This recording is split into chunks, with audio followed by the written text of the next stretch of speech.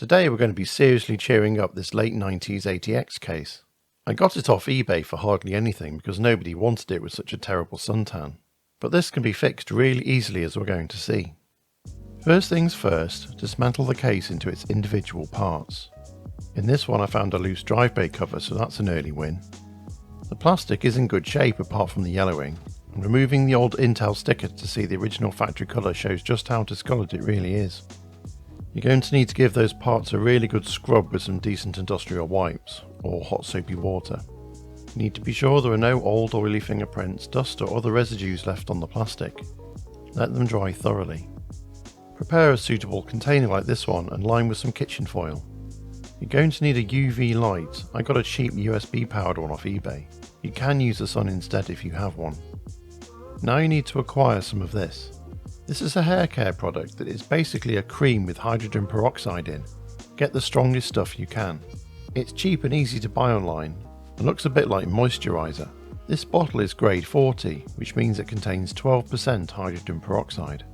Put your cavity search fetish gloves on and liberally coat all the plastic parts in the cream. Put all the parts under the UV light and leave it for 24 hours.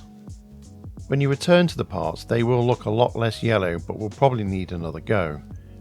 All the hydrogen peroxide in that cream has evaporated now, leaving just the cream base, so you need to clean and dry the parts again and reapply more from the bottle.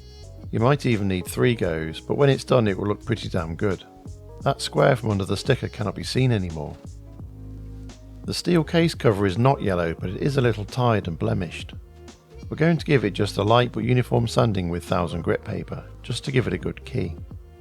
A good wipe down afterwards ensures that it's ready for the next stage.